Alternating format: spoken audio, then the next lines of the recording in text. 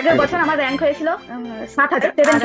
আমি পারমিতা হাজরা। এবছর আমি 2025-এ আমি এএনএম জিএনএম এ র্যাঙ্ক করেছি 295। কারণ আপনাদের যা কোশ্চেন প্রথমবার দেখলেই কাজে কারোর ভয় লেগে যায়, মানে পারবে না প্রথমে। তারপর আমি তো আপনাদের ইনস্টিটিউটেই পড়েছি, প্রথম থেকেই পড়েছি, প্রথম দিন থেকে একবারে শেষ দিন পর্যন্ত কোনো ফাঁকি মারিনি। আর কিন্তু এমনটা নয় যে পারমিতার যে র্যাঙ্কটা বা রেজাল্ট, যে 295 র্যাঙ্কটা, এই র্যাঙ্কটা একদিনে হয়েছে। আমরা রীতিমতন একটা ফলো আপে গেছি, রীতিমতন তাকে আমরা দেখেছি, প্রত্যেকটা টেস্টের স্কোর দেখেছি, যেখানে স্কোর ধীরে ধীরে করে ইমপ্রুভ করতে করতে 105 অব্দি যাওয়া যায়। হ্যাঁ, এই জিনিসটা কিন্তু পারমিতা খুব কনসিস্টেন্টলি করে গেছে। তো আমি পারমিতা প্রতিদিন লাইভ ক্লাস করতাম, এমন একটা দিনও ছিল না যে রেকর্ড করেছি। প্রথম দিন থেকে শেষ দিন পর্যন্ত শুধু লাইভ ক্লাস করেছি, আর একবারই করেছি ওটা, আর আমি আর রিপিট করে দেখতাম না। একটা লাস্ট কথা বলি, একদম যে আমি এই নেক্সট জেন ইনস্টিটিউট থেকেই আমি চান্স পেয়েছি এসএসকেএম হসপিটালে। আবার আমি 3 বছর পর এই নেক্সট জেন ইনস্টিটিউটে পড়েই আমি চাকরি পাবো, এটা আমি ঠিক করে নিয়েছি। Good evening student, welcome next institute. আমাদের মাঝে আছে পারমিতা হাজরা। পারমিতা হাজরা এই বছরে অর্থাৎ 2025-এর এএনএম জিএনএম পরীক্ষায় খুব ভালো একটা র্যাঙ্ক সিকিউর করে এসএসকেএম আইপিজিএমআর এ নিজের একটা সিট অর্থাৎ জিএনএম এর একটা সিট সিকিউর করতে পেরেছে। তো আমরা পারমিতা হাজরার কাছ থেকে শুনে নেব তার এই টোটাল জার্নির ব্যাপারে, এবং পারমিতার গল্পটা কিন্তু অনেক স্টুডেন্টকে ইন্সপায়ার করবে। অনেক স্টুডেন্টের এই যে টোটাল পথ, যে পথটাই অনেক স্টুডেন্ট এএনএম জিএনএম করবো বা নার্সিং করবো এই ধরনের একটা ভাবনা চিন্তা করে এবং প্রিপারেশন করে, এই জার্নিতে যে সমস্ত প্রবলেমস গুলো ফেস করি আমরা বা স্টুডেন্টরা ফেস করে, যে ধরনের প্রবলেমস গুলো হয়, যে ধরনের জিনিসপত্রগুলোর সাথে ট্যাকেল করতে হয়, এই সমস্ত কিছু নিয়ে আজকে আমরা কথা বলবো পারমিতার সাথে। Hello Paramita, welcome to next institute. হ্যাঁ বলো, স্যার, কেমন আছো? আমি তো ভালো আছি এই ঠান্ডায়। আর আচ্ছা। আমি পারমিতা হাজরা। এবছর আমি 2025-এ আমি এএনএম জিএনএম এ র্যাঙ্ক করেছি 295, কিন্তু আমি জিএনএম এ অ্যাডমিশন নিয়েছি, এএনএম এ নিইনি। এএনএম পেয়ে যেতাম, কিন্তু আমার এএনএম টা ইচ্ছে নয়, আমি আর হায়ার স্টাডি করতে চাই, তাই আমি জিএনএম টায় ভর্তি হয়েছি। আমি এখানে পারমিতাকে কিন্তু জিজ্ঞেস করব না যে কেন পারমিতা 295 র্যাঙ্ক করার পরেও জিএনএম করতে গেল, কেন এএনএম করতে গেল না, এএনএম ভালো না জিএনএম ভালো, এই ধরনের প্রশ্নের উত্তর দেওয়াটাও উচিত নয় এবং এই ধরনের প্রশ্ন করাটাও মোটেই উচিত নয়। সেটাই কথা, যে আমরা যে নিজের কেরিয়ারকে আমরা যেরকম ভাবে ডিসাইড করব, যেরকম ভাবে আমরা ভাববো, ঠিক সেইভাবে আমাদের এএনএম না জিএনএম সেগুলো করা উচিত। হ্যাঁ, সেগুলো নিয়ে আমরা সেপারেট কোনো একটা ভিডিওতে কথা বলবো যে এএনএম ভালো না জিএনএম ভালো, এবং এই ধরনের কোশ্চেনের আদৌ যৌক্তিকতা আছে কিনা, এই কথাগুলো আমরা পরবর্তীতে কখনো একটা বলবো। পারমিতা, তোমার এটা ফার্স্ট অ্যাটেম্প্ট ছিল না নিশ্চয়ই? না, আগের বছর দিয়েছিলাম। আগের আগের বছর বছর দিলে আমার র্যাঙ্ক হয়েছিল 7,000 7K। 7,000, 7K, 7,000 র্যাঙ্ক থেকে 295, লম্বা জাম্প। তো তো এই যে লম্বা জাম্প, হ্যাঁ, এই লম্বা জাম্পে নিশ্চিতভাবে একটা পরিশ্রম আছে, কিন্তু আসছি ওই হ্যাঁ। কথাগুলোতে। তার আগে বলো আমাদের এই যে জিএনএম এর জার্নিটা, হ্যাঁ, অনেক স্টুডেন্ট কিন্তু হুম, জিএনএম এর জন্য প্রিপারেশন নেয় বা পড়বো বা নার্সিং করবো, এই হুম। ধরনের একটা ভাবনা কিন্তু স্টুডেন্টের মধ্যে কাজ। কোন ধরনের স্টুডেন্টদের এই যে নার্সিং যে প্রফেশনটা, তুমি অলরেডি কলেজে ভর্তি হয়েছো এবং কলেজে গিয়েও তুমি বুঝতে পারছো যে জাস্ট এটাই কিন্তু এন্ড নয়, এর পরে কিন্তু একটা লম্বা পথ রয়েছে। না, এই যে লম্বা পথ, একটা হ্যাঁ। বড় স্ট্রাগল, ওই এই স্ট্রাগল গুলোর প্রিপারেশন সাথে টাইমটা সবাই ভাবে, ওই প্রিপারেশন টাইমটাতে মনে হয় ওটাই যেন সব থেকে কঠিন, কিন্তু আসলে তাই নয়। কলেজে আসার পর মনে হবে ওটা বেশি ইজি ছিল। সেটাই। তো আমি এই কারণে পারমিতার কাছ থেকে একটা জিনিস জানতে চাইবো, যে যদি মানে এমন প্রচুর স্টুডেন্টস, হ্যাঁ, বিশেষ করে মেয়েরাই আর কি, যাদের বয়স যারা উচ্চ মাধ্যমিক দিয়ে দিয়েছে, উচ্চ মাধ্যমিকের পরে অন্য কোনো কেরিয়ার অপশন না দেখে নার্সিং এর দিকে ফোকাস করছে, সেটা হতে পারে জিএনএম, হতে পারে এএনএম, হতে পারে বিএসসি নার্সিং, অথবা কেউ কেউ বিভিন্ন কোর্স করে এসেছে, সায়েন্স নিয়ে পড়েছে, আর্টস নিয়ে পড়েছে, গ্রাজুয়েশন করেছে, তারপরে চাকরির বাজার যেহেতু এখন বিশাল, কি বলবো, মানে খুব চড়া একটা বাজার চলছে, সেই চড়া বাজারে অন্য কোনো পথ না দেখতে পেয়ে এখন নার্সিং কোনো এর দিকে চাকরি নেই। এসছে, চাকরি নেই, এই হ্যাঁ, ধরনের যে কথাগুলো রয়েছে। এবং এর মধ্যে থেকে আমি তোমাকে জানতে চাইবো যেটা, যে কোন ধরনের স্টুডেন্টদের অ্যাকচুয়ালিতে এই যে প্রফেশনটা, জিএনএম এর যে প্রফেশনটাই তুমি এই মুহূর্তে এনরোল করেছো বা পড়ছো, এই পেশাতে গিয়ে যে প্রবলেমস গুলো হয়, সেই প্রবলেমস গুলোর সাথে ট্যাকেল করা, হ্যাঁ, এবং এগুলোর সাথে ঠিকঠাক ভাবে মানিয়ে নেওয়ার ক্ষমতাটা কি করে তৈরি করবে একটা স্টুডেন্ট? আমি যখন প্রিপারেশন নিই তখন আমারও অনেক চাপ ছিল। আমাকেও বাড়িতে বলেছিল যে হ্যাঁ, এটা পড়তে হবে না, কি হবে পড়ে, সেই অনেক কষ্ট করতে হবে, রাত জাগতে হবে, অনেকে অনেক কথা বলেছিল, কিন্তু তাও আমি পড়ে গেছি। আমি জানতাম আমি এবছর পাবো, সেজন্য আমি পড়ে গেছি। আমি তো আপনাদের ইনস্টিটিউটেই পড়েছি, প্রথম থেকেই পড়েছি, প্রথম দিন থেকে একবারে শেষ দিন পর্যন্ত কোনো ফাঁকি মারিনি। আর আমি বলবো যে যারা এই রিসেন্ট এইচএস দিয়েছে তারা এই কোর্সে অবশ্যই যেতে পারে, কারণ এমনি কোনো কলেজে জেনারেল লাইনে গ্রাজুয়েশন করে কোনো লাভ নেই, এটুকু তো আমি বুঝে গেছি। আর এখন চাকরি কিছুই নেই, তো এই জিএনএম বা এএনএম বা বিএসসি এগুলোতে যাওয়াই যায়। আর তারপর যাদের হচ্ছে গিয়ে বাড়িতে বিয়ের চাপ আছে, বয়স বেড়ে যাচ্ছে, তারা যদি জীবনে কিছু করতে চায় তো এটাই অবশ্যই যেতে পারে। আমি এখানে দর্শকদের একটা কথা বলে রাখি, যে পারমিতা আমাদের প্রথম ব্যাচ উদ্যম 1.0 অর্থাৎ নেক্সট জেন ইনস্টিটিউট যখন শুরু হচ্ছে, হ্যাঁ, তখন আমরা যে নার্সিং এর জিএনএম দের জন্য, এএনএম জিএনএম দের জন্য যে ব্যাচটা এনেছিলাম উদ্যম 1.0, সেই ব্যাচটারই স্টুডেন্ট, এবং সে প্রথম দিন থেকে আমাদেরই স্টুডেন্ট, আমাদের কাছেই পড়েছে। এবং আমাদের সুবিধা তার একটা কথা জানিয়ে রাখি যে এমনটা নয় যে পারমিতার যে র্যাঙ্কটা বা রেজাল্ট, যে 295 র্যাঙ্কটা, এই র্যাঙ্কটা একদিনে হয়েছে। আমরা রীতিমতন একটা ফলো আপে গেছি, রীতিমতন তাকে আমরা দেখেছি, প্রত্যেকটা টেস্টের স্কোর দেখেছি, যেখানে স্কোর ধীরে ধীরে করে ইমপ্রুভ করতে করতে 105 অব্দি যাওয়া যায়। হ্যাঁ, এই জিনিসটা কিন্তু পারমিতা খুব কনসিস্টেন্টলি করে গেছে। তো পারমিতা, একটা জিনিস বলো যে যখন তুমি ধরো প্রিপারেশনটা শুরু করলে, ঠিক আছে, একদম শুরুর দিকের কথা বলি, হ্যাঁ, হ্যাঁ, যে এই সময়ও ধরো প্রচুর আজ স্টুডেন্ট, দু নতুন হাজার স্টুডেন্ট, চব্বিশে সেপ্টেম্বরে। সেপ্টেম্বরে, ওকে, আমি বলি এবার যে ধরো এমন প্রচুর স্টুডেন্ট আছে যারা এই মুহূর্তে 2026-এর জন্য প্রিপারেশন নিচ্ছে।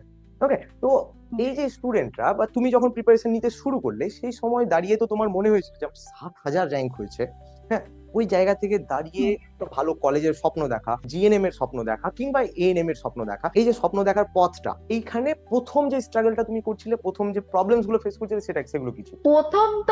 প্রথম দিন থেকে অবশ্যই পড়তে হবে, না হলে হবে না, নাহলে কোনোভাবেই র্যাঙ্ক করা সম্ভব নয়। আর হচ্ছে আপনারা যেগুলো পড়িয়েছেন, নোটস দিয়েছেন, লাইভ ক্লাস তো করতেই হবে, নাহলে লাইভ ক্লাস, আমি প্রতিদিন লাইভ ক্লাস করতাম, এমন একটা দিনও ছিল না যে রেকর্ড করেছি। প্রথম দিন থেকে শেষ দিন পর্যন্ত শুধু লাইভ ক্লাস করেছি, আর একবারই করেছি ওটা, আর আমি আর রিপিট করে দেখতাম না। রিপিট করে দেখলে আমার ঘুম পেয়ে যেত, ওই লাইভ ক্লাসে দেখে নিতাম। তারপর হচ্ছে যেগুলো ক্লাসে লেখাতেন, লিখিয়ে লিখিয়ে পড়াতেন, ওগুলো আমি সব নোট করতাম।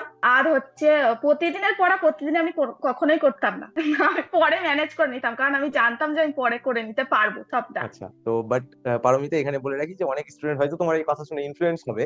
ঠিক আছে, হ্যাঁ, পারমিতা যেমন প্রত্যেক দিনের পড়া প্রত্যেক দিন করতো না, আমিও না করলে হয়ে যাবে, কিন্তু পারমিতার না ক্ষেত্রে না, এমনটা যেটা ব্যাপারটা ছিল না। সে যদি পারে, কেউ যদি সে যদি মনে করে যে আমি একবারে করে নিতে পারবো, তো ঠিক আছে। আর যদি না করতে পারে, তাহলে কিন্তু তাকে প্রতিদিনই করতে হবে। এক্স্যাক্টলি, তো আমরা রিকমেন্ড এই জন্যই করি যে প্রত্যেকদিন লাইভ ক্লাস করে প্রত্যেক দিনের পড়া প্রত্যেকদিন করে নেওয়াটা বেটার। যদি কখনো প্রবলেম হয়, যদি কখনো এমনটা হয় যে হয়ে উঠছে না, দ্যাটস ওকে, তুমি পরবর্তীতে করে নিতে পারো, বাট এমনটা যাতে না হয় যে আমার সপ্তাহের পর সপ্তাহ ক্লাস করা হচ্ছে না এবং ব্যাকলগস জমা হতে থাকছে, এবং পরে এই ব্যাকলগস গুলো কিন্তু পাহাড় প্রমাণ হয়ে দাঁড়ায়, এবং এই পাহাড় প্রমাণ ব্যাকলগস গুলো কিন্তু একবারে মানে হ্যাঁ। ছেড়ে তোলা কোনোভাবেই সম্ভব নয়। তো পারমিতা, আমি যেটা অ্যাকচুয়াল কোশ্চেনটা করছিলাম তোমাকে, যে ধরো একটা স্টুডেন্ট যে 7,000 র্যাঙ্ক করে হুম, আসছে, ঠিক আছে, ধরো 7,000 বাদ দাও, তুমি বলো যে যে কোনোভাবে কলেজ পেলো না, হ্যাঁ, এমন একটা স্টুডেন্ট যখন প্রথমবারের মতো আবার হুম। আবার দ্বিতীয়বারের মতো আর কি প্রিপারেশন নিতে এলো, এই প্রিপারেশন নিতে এসে না অনেক রকমের প্রবলেম হয়। প্রথমত হচ্ছে যে ফ্যামিলি থেকে একটা বাধা তো রয়েছেই, যে না এবছর পড়তে হবে না, পড়ে কি হবে, এই হ্যাঁ, জাতীয় একটা কথা থাকে। তারপর নিজের ওপর তো একটা চাপ থাকে যে আমি এত এক্স্যাক্টলি, পড়েও পারলাম না। হ্যাঁ, তো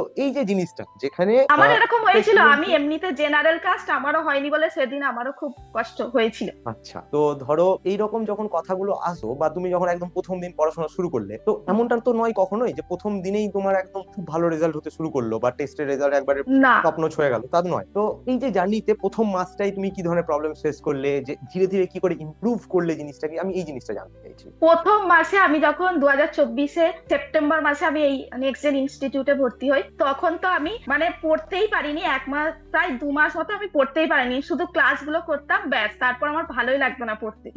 অনেক কান্নাকাটিও করেছি, কিন্তু আমি কিছু পড়তাম না, ওই 2 মাস ক্লাস করেছি। আর তারপর থেকে ওই ডিসেম্বর পর্যন্ত গেছে, তারপর জানুয়ারি থেকে পড়তে শুরু করেছি যে না, এবার আমাকে পড়তেই হবে। তারপর ওখান থেকে পড়তে শুরু করলাম একটু একটু করে। তারপর আর যে এক্সাম গুলো দিতাম, প্রথমে ভালো স্কোর আসতো না, কারণ আপনাদের যা কোশ্চেন, প্রথমবার দেখলেই যে কারোর ভয় লেগে যাবে, মানে পারবে না প্রথমে। সেটাই। তারপর আস্তে আস্তে সব ঠিক হয়ে গেছে, তারপর সব কোশ্চেন পারতাম, অসুবিধা হতো না খুব একটা আমার।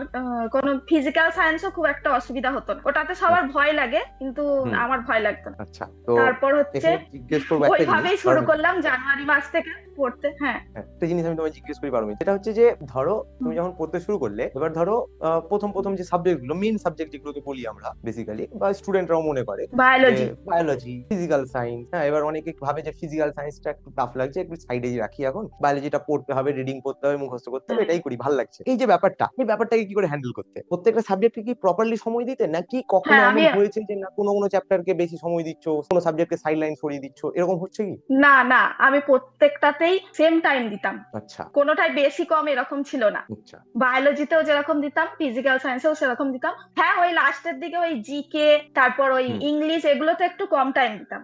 আচ্ছা, মানে যেগুলো ধরো কিন্তু যে রকম বায়োলজি, ফিজিক্যাল সাবজেক্টের সায়েন্স আর যেটা ম্যাথ ওয়েটেজ এইগুলো আছে, রেগুলার করতাম। ওকে, হুম। সাবজেক্টের ধরো যেরকম ওয়েটেজ আছে, মানে ধরো যে সাবজেক্টের ওয়েটে যদি আমি বলি যে বায়োলজিতে 50 মার্কস, হুম, ফিজিক্যাল সায়েন্সে ধরো 25 হুম, মার্ক, ম্যাথে 10 নাম্বার, ইংলিশে 15 নাম্বার, ঠিক আছে? তো এখন ধরো ম্যাথে 10টা নাম্বার আছে বটে, ইংলিশে 15টা নাম্বার হুম, আছে বটে, বায়োলজিতে 50 আছে বটে, তো বায়োলজির 50-এর পেছনে স্টুডেন্ট ছুটে বেড়াচ্ছে, কিন্তু চল হুম। প্রবলেমটা হচ্ছে না, যে 50 ওইভাবে পেয়ে করলে গেলেই হবে না। কিন্তু হবে না তো হুম। এই জায়গাটাকে তুমি কি করে করতে, যে ইংলিশে তো 10-15টাই নাম্বার আছে, তো 15 নাম্বারের জন্য তো আমি চারটে চারটে হ্যাঁ, করে করে নেবো, হয়ে যাবে। প্রত্যেকটা সাবজেক্টকেই সমান গুরুত্ব দিয়ে পড়তে হবে, না হলে হবে না। বায়োলজি, ফিজিক্যাল সায়েন্স, তারপর ম্যাথ, ইংলিশ, সবকটা সাবজেক্টকেই সমান গুরুত্ব দিয়ে পড়তে হবে, আর প্রতিদিন পড়তে হবে, না হলে কিচ্ছু একদমই মনে থাকবে না। সেটাই, যেমনটা যে প্রত্যেকটা সাবজেক্টকে এমনটা নয় কখনোই যে প্রত্যেকটা সাবজেক্ট আমি পুরো চ্যাপ্টার শেষ করব, কমপ্লিট করে উঠবো, তা নয়। আমি যদি 10টা ইংলিশের কোশ্চেন প্র্যাকটিস করছি তাও চলবে, আমি যদি 5টা ম্যাথ করছি, 10টা ম্যাথ করছি তাও চলবে, এমন কখনোই নয় যে গোটা চ্যাপ্টার আমাকে পড়ে শেষ করতে হবে, বা বায়োলজি পড়তে শুরু করলাম তো গোটা চ্যাপ্টারই যে পড়তে হবে তা নয়, টপিক আমি পড়তে পারি, এক পাতাও পড়তে পারি, হুম, দুটো পাতা পড়তে পারি, আমার যতটুকু সময়ে আমার সম্ভব হচ্ছে ততটুকু আমি পড়বো। হ্যাঁ, এমনটা নয় যে বেশি প্রেশার নিতে হুম। হবে বা কিছু, কিন্তু কনসিস্টেন্সিটা ধরে রাখতে হবে, তাই না? হ্যাঁ, প্রত্যেক দিন পড়তে হবে। আমি যেটা হ্যাঁ। করতাম, আমি প্রত্যেকদিন রুটিন করে পড়তাম, আর সেটা আপনাকে হুম, পাঠাতাম, একদম। যে আমার মনে কোনটা আছে। প্রত্যেকদিন প্রত্যেকটা সাবজেক্ট রাখতাম, আর হচ্ছে গিয়ে কতটা টাইম নিয়ে পড়বো, পরের দিন কি কি পড়বো, আগের দিন রাত্রিরে লিখতাম, লিখে আপনাকে পাঠাতাম সেটাই, প্রত্যেকটা সাবজেক্টই। এখন প্রত্যেকটা সাবজেক্টের কথা বলতে গেলে বায়োলজিতে যে তো বেশি আমি নাম্বার, হ্যাঁ। আমি তোমাকে একটা কোশ্চেন করি পারমিতা, যে ধরো বায়োলজিতে আমাদের মনে হয় অনেক সময় বা এই ধরনের একটা মিসলিডিং ইনফরমেশন চারিদিকে ছড়িয়ে থাকে যে আমাদের সিলেবাসটা 9-10, কিন্তু মানে এক ধরনের মিসলিডিং ইনফরমেশন আছে যে 11-12 এর বই পড়তে হবে, বইয়ের বাইরে গিয়ে গাদা পড়তে হবে, এই কথাগুলো কতটা সত্য? না, এরকম কোনো ব্যাপার নেই, ওই 9-10 সিলেবাস পড়লেই হবে, আর আপনি যতটুকু পড়ান অতটুকুই এনাফ, বরং বেশি পড়ান। সেটাই, কোশ্চেন যা আসবে তার থেকে অনেকটাই বেশি পড়ান, ওটা সেটাই করলেই কথা। এনাফ। এমনটা তো নয় যে সিলেবাসের বাইরে পড়তে হয়। পারমিতার কাছ থেকে একটা ক্রিস্টাল ক্লিয়ার মেসেজ চাইছি আমি আমাদের পরের স্টুডেন্টদের জন্য, যারা এই ভিডিওটা পরবর্তীতে দেখছে। ক্লাস 9-10 এর সিলেবাসে যখন এক্সাম হচ্ছে তখন ক্লাস 9-10 এর বই কিন্তু যথেষ্ট, এবং এর বাইরে অন্য কিছু পড়া দরকার নেই। স্যারেরা যেটা পড়াচ্ছেন সেই জিনিসগুলো পড়লেই হবে, অন্য কিছু ক্লাস 11-12 এর বই পড়তে হবে, অন্য টেক্সট জায়গা বুক, থেকে কোশ্চেন প্র্যাকটিস করতে হ্যাঁ, হবে, দরকার নেই, তাই না? না, টেক্সট বুক কিন্তু রেগুলার পড়তে হবে। হুম। হ্যাঁ, এইখানে আর একটা ব্যাপার আছে টেক্সট পারমিতা। বুক না পড়লে কিন্তু হবে না। সেটাই, একটা ব্যাপার আছে যে অনেক স্টুডেন্ট এমনটা করে যে আমরা একটা টেক্সট বুক রাখলাম, ধরো আমি একটা মার্কেটে যে হুম, সমস্ত বেশ এস্টাবলিশ পাবলিশার্স আছে, যেমন সাঁতরা, ছায়া, হ্যাঁ, এই সমস্ত সংস্থা রয়েছে, এদের বইগুলো খুব ভালো বই, নো ডাউট। তো স্টুডেন্টরা করে কি, যে হুম, প্রথমত ওরা 3-4টে বই নিয়ে নিল, রেফারেন্স বই নিয়ে নিল, হ্যাঁ, যেগুলোকে আমরা গাইড বই বলি, তো ওই ধরনের গাইড বই নিয়ে নিল, এবার 4টে হুম। বইয়ের পাহাড় জমা করে দিল। এখন ও কোনোটা বই থেকে কিন্তু কমপ্লিটলি পড়ছে না, তো এই জায়গায় দাঁড়িয়ে তুমি কি করতে, আমি যদি হ্যাঁ, মানে অ্যাজ এ স্টুডেন্টের পার্সপেক্টিভ জানতে চাই। এই জায়গায় দাঁড়িয়ে আমার আমার কাছেও এরকম সব বই ছিল, বলবো না যে হুম, ছিল না, কিন্তু হুম, আমি কি করতাম, আগে টেক্সট বুক গুলো সব পড়তাম, যে হুম, কোনো একটা রাইটারই যে পড়তে হবে এরকম না, আমি সব কটাই হুম, পড়েছি। সব কটা থেকে ইনফরমেশন নিতাম, আর হুম। হচ্ছে আপনার ক্লাসে আপনি যেগুলো করাতেন ব্যাস ওইগুলো করতাম, আর প্রচুর কোশ্চেন প্র্যাকটিস করতাম। ওকে, আচ্ছা, কোশ্চেন প্র্যাকটিসের ব্যাপারটা আমরা আসছি একটু পরে। আমি প্রথমে একটা জিনিস জানতে চাইবো পারমিতার কাছে, যে ধরো পারমিতা, যে আমরা টেক্সট বুকের কথা বলছি, তো আমরা টেক্সট বুক, অনেকগুলো টেক্সট বুক পড়ার কথা বলছি, তো অনেকগুলো টেক্সট বুক পড়তে কিন্তু অনেকটা সময় লাগে, হ্যাঁ, শুধু বায়োলজি বা ফিজিক্যাল সায়েন্স তা তো নয়, আমাদের আরো সাবজেক্টস রয়েছে। তো এখন যদি তুমি বলো যে তুমি সারাদিনে কতটা পড়তে বা পড়া হতো, কাইন্ড অফ হয়ে যেত আর কি। সারাদিনে এরকম টাইম ধরে কিছু পড়তাম না, যখন মন চাইতো তখন পড়তাম, আচ্ছা, কিন্তু মানে রাত জেগে বাধা বেশি ধরা ছিল না পড়তাম, কিছু। এটা আমার, হ্যাঁ, হ্যাবিট ছিল, হুম। রাত জেগে পড়া। আমি সকালবেলা পড়তাম না। আচ্ছা, মানে এমনটা নয় যে সবাইকে রাত জেগে পড়তে হবে, যার যেরকম শিডিউল রয়েছে, হ্যাঁ, যে কেউ মানে হয়তো যে রাতে। পড়তে পারে সে পড়বে, হ্যাঁ, এক্স্যাক্ট, কারো যার যখন সকালে পড়তে সময় ভালো রয়েছে লাগে, কারো সেটা রাতে করতে পারে। ভালো লাগে। সেটাই তো। আমি তো এটা বলো যে কোশ্চেন প্র্যাকটিসের কথা বললে, কোশ্চেন প্র্যাকটিস যে ব্যাপারটা, সেটা আমাদের এই যে এএনএম জিএনএম এর মতো যে কম্পিটিটিভ এক্সাম, সেই এক্সামসে কতটা গুরুত্বপূর্ণ? কোশ্চেন প্র্যাকটিস না করলে পরীক্ষায় গিয়ে কোনো কোশ্চেনেরই আনসার করা যাবে না, কোশ্চেন প্র্যাকটিস করতে হবে। শুধু যে টেক্সট বুক পড়লাম, নোটস করলাম, দিয়ে পরীক্ষা দিতে চলে গেলাম, এরকম করে হবে না, কোশ্চেন প্র্যাকটিস করতেই হবে। যে যত বেশি কোশ্চেন প্র্যাকটিস করবে সেই এক্সামে গিয়ে স্কোর করে আসতে পারবে। তো এই যে কোশ্চেন প্র্যাকটিস যেটা বললে, এবার আমি যদি খুব একটা ক্লিয়ার স্টেটমেন্ট দিই, যে মার্কেটে এমন প্রচুর বই আছে যেখানে গাদা গাদা কোশ্চেন রয়েছে, এবং চাইলে যে কোনো স্টুডেন্ট করতেই পারে, হ্যাঁ, যে কোনো বই নিতে পারে, কিন্তু হ্যাঁ, সমস্যাটা হচ্ছে যে অনেক বই এমন রয়েছে যে বইগুলোতে কিছু ভুলভ্রান্তি আছে, অনেক বই এমন রয়েছে যেখানে out of syllabus, out of book, হ্যাঁ, আউট অফ কনটেক্সট কিছু কোশ্চেন্স থাকে, সেই সমস্ত কোশ্চেন্স গুলোকে কি আমাদের ট্যাকল করার প্রয়োজন রয়েছে? না, ওগুলো করার কোনো দরকার নেই। ধরো আমাদের টেক্সট বুকের বাইরে হ্যাঁ মানে আমি এমন কোশ্চেন পেলাম, ধরো কোনো একটা চ্যাপ্টারের কোশ্চেন করছি, এমন কোনো কোশ্চেন পেলাম যে কোশ্চেন গুলোর সাথে আমার বইয়ের বা হুম, টেক্সট বুকের কোনো লেনা দেনা নেই, সেই সমস্ত কোশ্চেন গুলোকে কি হুম। আমি বেশি সময় দিয়ে নিজের সময়টা বরবাদ করব? না, ওই ওই রকম কোশ্চেন কোনোদিনও আসবে না এক্সামে। মানে টেক্সট বুকের মধ্যে থেকে আমাদের কোশ্চেন পেপার সেট হয় কাইন্ড অফ, হ্যাঁ, তাই হ্যাঁ, না? হ্যাঁ। কোশ্চেন পেপার আমরা কখনো দেখিনি বা হুম, এমনটা ট্র্যাক রেকর্ড নেই যে question paper out of the box আসছে।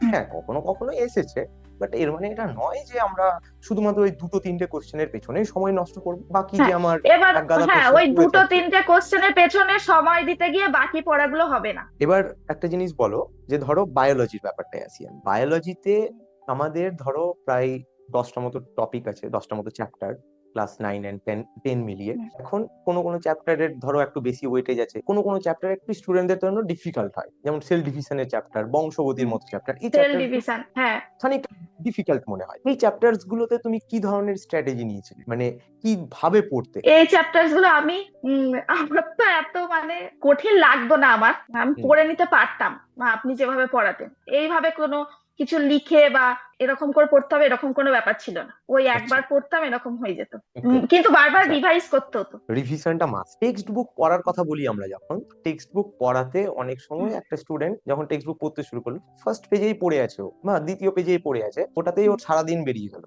এরকমটা হয় বা আমাদের সাথেও হয়, তোমার সাথেও হয়তো হয়েছে হ্যাঁ, হ্যাঁ, কখনো না কখনো। হয়। এমন সময় হয় যখন আমরা খুব একটা বেশি সিরিয়াস হয় না বা অন্যমনস্ক থাকি, হুম, এইগুলোকে কি করে হ্যান্ডেল করতে, বা এই যে রুটিনটা যে দিনের মধ্যে একদিনের মধ্যে আমি সবটা সাবজেক্টই পড়ে কমপ্লিট করব, কোনো সাবজেক্টই বাদ যাবে না, প্রত্যেকটা হুম। সাবজেক্ট সমানভাবে আমার কাছে প্রায়োরিটি পাবে, এই জিনিসটাকে কিভাবে তুমি প্রত্যেক দিন এনশিওর করতে?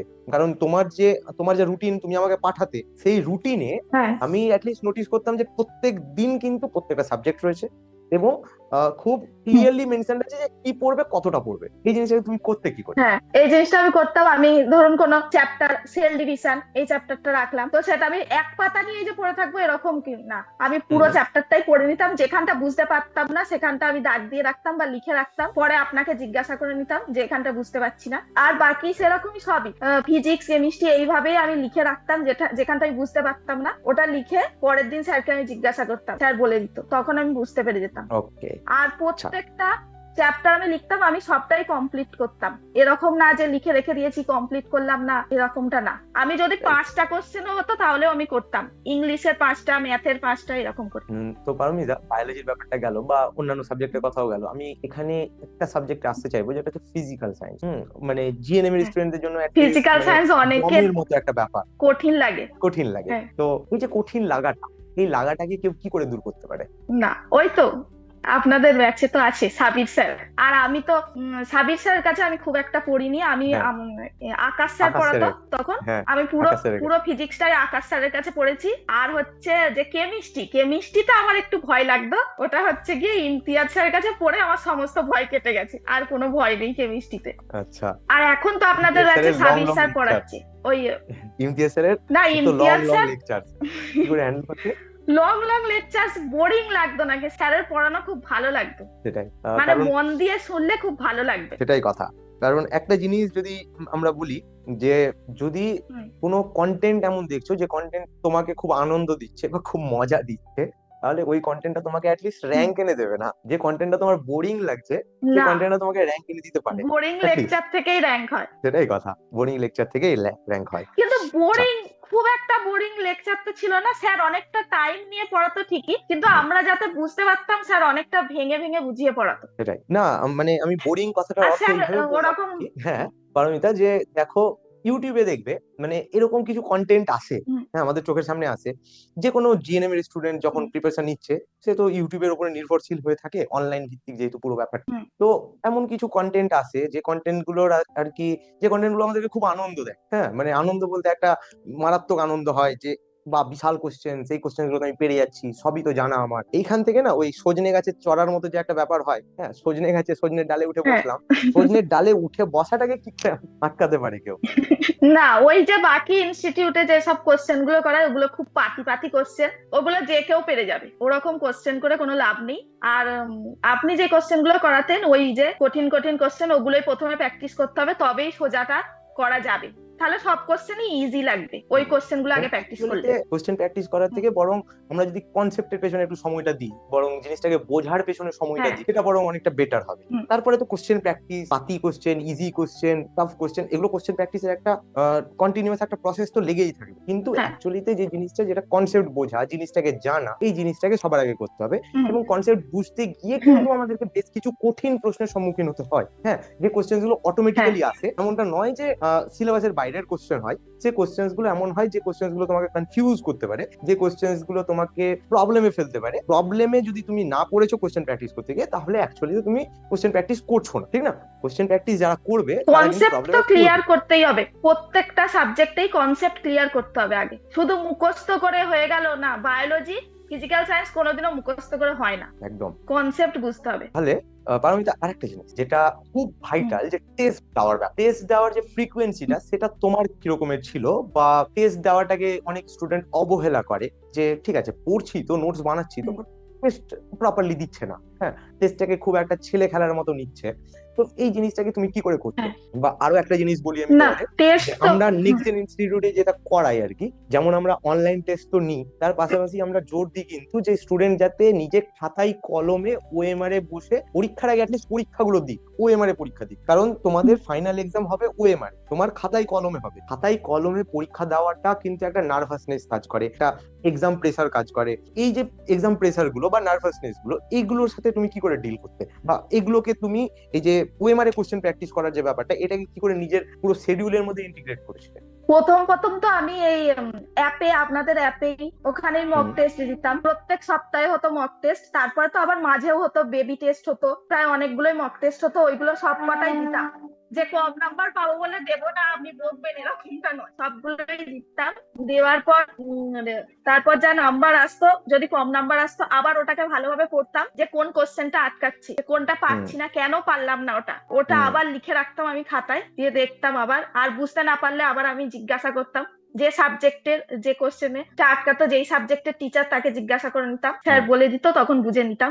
আর ওটা আর পরের বারে গিয়ে আবার যখন এক্সামে আসতো তখন আর আটকাতো না ওই কোশ্চেনটা। সেটাই, মানে একটা কোশ্চেন তোমার প্র্যাকটিসের সময় ভুল হতে পারে, এমনটা হতেই পারে যে কোনো কোশ্চেনই হচ্ছে না, একটা কোশ্চেনও পারছি না, কিন্তু সেই কোশ্চেন না পারাটাকে পারাতে কনভার্ট করে নিয়ে অ্যাকচুয়াল এক্সামে যখন আমার ওই কোশ্চেনটা আসবে বা ওই রিলেটেড কোশ্চেন আসবে, তখন যাতে আমার ভুল না হয়, এইটুকু এনশিওর করাটাই হচ্ছে আমাদের টোটাল প্রিপারেশনের কিন্তু মূল উদ্দেশ্য। এমনটা নয় যে এখানে আমি 100তে 100 পাবো বা ফুল মার্কস পাবো, আর ফাইনাল পরীক্ষায় গিয়ে আমার প্রবলেমস ক্রিয়েট হবে। প্রবলেমস এখন ক্রিয়েট হোক, বরং ফাইনাল এক্সামে গিয়ে আমার সবকিছু ইজি লাগুক, তাই না? আচ্ছা, তো প্রথম পারমিতা, প্রথম তো ওই অ্যাপেই দিতাম, তারপরে হ্যাঁ বলো বলো। তারপর ওই ওএমআর এ দিতাম। আপনি যে 20টা মক টেস্ট দিয়েছিলেন শেষের দিকে, ওগুলো সব দিতাম, পুরোটাই কমপ্লিট করেছিলাম 20টা। পুরোটাই কমপ্লিট করেছিল, সেটাই, ভেরি গুড। এবারে বলো একটা জিনিস, যে নতুন যে স্টুডেন্টসরা আসছে, হ্যাঁ, সেই স্টুডেন্টসরা এমন কিছু জিনিসপত্র আছে যে জিনিসগুলো তুমি কিন্তু নিজে যখন প্রিপারেশনটা নিচ্ছিলে বা লাস্ট ইয়ার যখন নিয়েছিলে, তখন একটা মিস্টেক্স করেছিলে, যে মিস্টেক্স এর জন্য হয়নি, হয়তো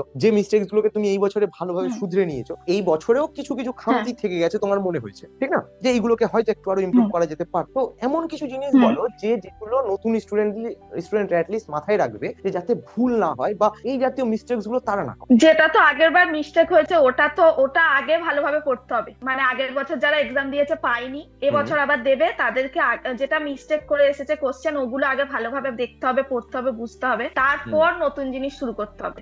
আর কোনো টিপস থাকবে আমাদের নতুন স্টুডেন্টদের জন্য বা তোমার জুনিয়রদের জন্য, যারা এই বছরে আর কি প্রিপারেশন নিচ্ছে? হ্যাঁ, আমি তো অবশ্যই বলবো নেক্সট জেন ইনস্টিটিউটে। এখান থেকে আর কোনো ইনস্টিটিউশন আমার মতে ভালো পড়ায় না, আমার তো ভালো লাগে না। ভালো পড়ায় না আর অ্যাকচুয়াল বলাটা আপনাদের হবে, আমরাও ভালো পড়াই, ওনারাও ভালো পড়ান, কিন্তু ব্যাপারটা হচ্ছে যে আমরা ওনারা হচ্ছে যেটা পড়াই আমি দেখেছি, শুধু ওই টেক্সট বুকের মধ্যে যা আছে ওই মুখস্থ করিয়ে দিলাম, মানে এইভাবে পড়ানো। কিন্তু আপনাদের যেটা টপিক ওয়াইজ ধরে ধরে যেটা বোঝানোর ব্যাপারটা, ওটা করে না। বা আরো কোনটা এক্সট্রা করে পড়তে হবে, কোনটা ভালোভাবে বুঝতে হবে, এটা করে না, যা আমি দেখেছি। এইখানে একটা জিনিস তোমার কাছে জানতে চাইবো পারমিতা, তুমি যেহেতু কলেজে পড়ছো, এখন কলেজে গিয়ে নিশ্চিতভাবে বুঝতে পেরে হবে যে আমরা যেগুলো এক্সট্রা পড়াতাম বা যেগুলোকে আমরা একটু বইয়ের বাইরে গিয়ে একটু বলছি, ডিসকাস করছি, তো ফিজিওলজি পোর্শন, অ্যানাটমি পোর্শনে যেটা আর কি মোস্টলি আমি করে থাকি নিজে বায়োলজি পড়ানোর সময়, এই জায়গাটাতে অনেক সময় হয় যে স্টুডেন্টের বিরক্ত লাগে, আমি বুঝতে পারি যে হ্যাঁ অনেকের বিরক্ত লাগছে, অনেকে ক্লাস ছেড়ে বেরিয়ে যাচ্ছে কারণ লং ক্লাস হচ্ছে, লেন্দি ক্লাসেস হচ্ছে। হ্যাঁ, আমি ধরে ধরে হুম। বলছি এক একটা জিনিস। এবার বলো যে তুমি যখন কলেজে গিয়ে পড়েছো সেই অবস্থায় গিয়ে এমন কোনো জিনিসপত্র কি রয়েছে অ্যাটলিস্ট ফার্স্ট ইয়ারে অ্যানাটমি ফিজিওলজিতে কোনো টার্ম উচ্চারণ করা না, হচ্ছে বা কোনো টপিক বোঝানো হচ্ছে যে টপিকটা সম্পর্কে তুমি প্রিভিয়াসলি পরিচিত নও? না, অ্যানাটমি ফিজিওলজি যা পড়াচ্ছে সব বুঝতে পারছি, কারণ আপনি ওগুলো সব পড়িয়েছিলেন, সেখান থেকেই আছে, তাই কোনো প্রবলেম হচ্ছে না। ওকে, যদি পারমিতা তোমাকে যদি একটা জিনিস জানতে চাওয়া হয় তোমার কাছে, যারা নতুন স্টুডেন্টস, যারা আবার এই হুম। ধরনের প্রিপারেশন নিচ্ছে জিএনএম এর জন্য বা নার্সিং এর জন্য প্রিপারেশন নিচ্ছে, তারা নিজেদের যে কেরিয়ার পাথটাকে চয়েস করবে, এই চয়েস করার পেছনে তাদের হ্যাঁ, মোটিভেশনটা কি থাকা উচিত? মোটিভেশন তো চয়েস করুক অবশ্যই, কিন্তু ভালোভাবে পড়তে হবে। মানে প্রথম থেকেই না পড়লে তো হুম, কিছুই হবে না, এই অনেক কষ্ট করতে হবে, যাস না কেন যাচ্ছি সেখানে, বিয়ে করে নি, অনেকে অনেক কিছু ডিমোটিভেট করবে, কিন্তু যদি হ্যাঁ। নিজের মনে হয় যে সে পারবে তো সে অবশ্যই পড়তে পারে। আর আহ, সব থেকে আগে নিজের মনের কথাটাই শোনা উচিত। যে আমার যদি একটা স্টুডেন্ট যদি মনে করে যে সে নিজের কেরিয়ার পাথ হিসেবে হ্যাঁ, এই জার্নিটাকে চয়েস করবে, তাহলে সে খুব কনসাসলি চয়েস করুক, এবং হ্যাঁ। যখন একবার চয়েস করে নিচ্ছে তখন যাতে ডিসিশন সে না পাল্টায় এবং নিজের লক্ষ্যে স্থির থাকুক। এটুকুই তো, হুম। নয় কি? হ্যাঁ, হ্যাঁ, আচ্ছা, নিজের লক্ষ্যে তো স্থির থাকতে হবে, একবার এদিকে গেলাম ওদিকে গেলাম এইভাবে হবে না। যদি সে ঠিক, চায় এটা করবে তো এটা নিয়েই পড়ে থাকতে হবে সেটাই। যতক্ষণ যে না হবে। তাহলে 7,000 থেকে কিন্তু 295 এর যে জাম্পটা না, সেটা কিন্তু যে কোনো স্টুডেন্টই এই হুম। জাম্পটা অ্যাটলিস্ট ক্র্যাক করতে পারবে। হ্যাঁ, এবং নিজের পছন্দের একটা কলেজ, যে কলেজ তার স্বপ্নের কলেজ হয়তো, যে কলেজে ও পড়তে যাচ্ছে, সেটা বাড়ির হুম, পাশের হতে পারে, সেটা কলকাতার কলেজ হতে পারে, সেটা বেস্ট কলেজ হতে পারে, এনিথিং, সে কিন্তু হুম। নিজের যে ডিজায়ার্ড লক্ষ্যটা রয়েছে সেই লক্ষ্যে কিন্তু পৌঁছে যেতে পারবে, তাই বলো? তার জন্য তো আপনারা আছেন। একদমই। আপনাদের কাছে আমরা তো পড়লে রয়েছি। কোনো ব্যাপারই হ্যাঁ। না, যে এই এএনএম জিএনএম ক্র্যাক করা কোনো ব্যাপার না। তো পারমিতা, লাস্ট কিছু কথা যেটা হুম। আমাদের স্টুডেন্টরা আর কি পাথেয় করে, যাতে তোমাদের জুনিয়র হিসেবে, তোমার জুনিয়র হিসেবে তোমারই কলেজগুলোতে বা হ্যাঁ। তোমাদেরই কলেজগুলোতে আসতে পারে। প্রথম থেকেই বলবো ভালোভাবে পড়তে হবে, হুম। পড়া ছাড়া কোনোভাবেই উপায় নেই এক্সাম ক্র্যাক করা। যে পরীক্ষার আগে একদিন দুদিন ধরে পড়ে নেবো, এক মাস আগে পড়ে নেবো, এইভাবে হয়ে যাবে, হবে না। প্রথম দিন থেকে যেভাবে, যেদিন থেকে ভর্তি হয়েছে আপনাদের কাছে সেদিন থেকেই পড়তে হবে, একবারে পরীক্ষার আগের দিন পর্যন্ত। আর রিভিশন কনসিস্টেন্সি তো, ধরে রাখতে হবে। রিভিশন মাস্ট, রিভিশন করতেই হবে। কবার রিভিশন করতে হবে? অনেকবার, অনেকবার। মানে কোনো পড়বো একবার, লিমিট নেই। কাদা রিভিশন করবো, যতবার পারবো ততবার রিভিশন করবো, তাই না? হ্যাঁ, সেটাই, ওকে। যাতে সেটা তাহলে নেক্সট টাইম ভুল না হয়। একদম এইটুকু এনশিওর করাটাই হচ্ছে আমাদের দায়িত্ব। আর ওকে, মক টেস্ট দিতে হবে। মক টেস্ট দিতে হবে, ব্যাস এই কটা জিনিস করতে পারলেই কিন্তু একদম কলেজের সিট পাক। হ্যাঁ, কি বললো, আর বলো বলো একটা বলো। কথা লাস্ট বলবো, হ্যাঁ, নিজেকে প্রতিদিন বলতে হবে যে আমি পারবো, একদম। যে আমি সব জানি, আমার থেকে বেশি কেউ জানতে পারে না, এটা বলতে হবে। আমি সব জানি, আমার থেকে বেশি কেউ তাহলেই হবে। জানতে পারে না। হুম। বা আমি হ্যাঁ, যখন এক্সাম হ্যাঁ। দিতে যাব তখন যাতে আমার থেকে বেটার ওই হলে বা গোটা ওয়েস্ট বেঙ্গলে যারা পরীক্ষা দিচ্ছে আমার থেকে বেটার কেউ যাতে না থাকে, জাস্ট এই মাইন্ডসেটটা নিয়ে যদি তুমি এক্সাম হুম। দাও, তাহলে কিন্তু তোমার এক্সাম ক্র্যাক হতে বাধ্য, ঠিক না? আর স্যাররা তো প্রতিদিন মোটিভেট করে, আহ, আপনি তারপর ইমতিয়াজ স্যার, সেটা তো বলার মতোই নয়। ঠিক আছে, আমাদের সময় শেষ হতে চললো। অনেক অনেক ধন্যবাদ হ্যাঁ। পারমিতাকে। তার এই যে ঠিক আছে। জিএনএম এর জার্নিটা, হ্যাঁ। সে এসএসকেএম এ নিজের জিএনএম এর জার্নিটা শুরু করেছে, এই জার্নিটা খুব ভালো হোক এবং সে নিজের জার্নিটা কমপ্লিট করুক, খুব ভালোভাবে কমপ্লিট করুক, এবং তার লক্ষ্যে এবং খুব হুম। একটা ভালো চাকরি যাতে সে নিজের লাইফে সিকিউর করতে পারে, এই শুভেচ্ছা রইলো আমাদের নেক্সট জেন ইনস্টিটিউটের তরফে। খুব ভালো থেকো পারমিতা, ধন্যবাদ অনেক। হ্যাঁ, একটা লাস্ট কথা বলি, একদম। যে আমি এই নেক্সট জেন ইনস্টিটিউট থেকেই আমি চান্স পেয়েছি এসএসকেএম হসপিটালে, আবার আমি 3 বছর পর এই নেক্সট জেন ইনস্টিটিউটে পড়েই আমি চাকরি পাবো, এটা একদম আমি ঠিক করে নিয়েছি। নিশ্চিতভাবে উইল ডু দ্যাট। ঠিক আছে, তাহলে এন্ড করছি এখানে। ঠিক আছে। অনেক হ্যাঁ, অনেক ধন্যবাদ পারমিতা। হ্যাঁ, হ্যাঁ, thank you sir. Hmm. Thank you. হ্যাঁ।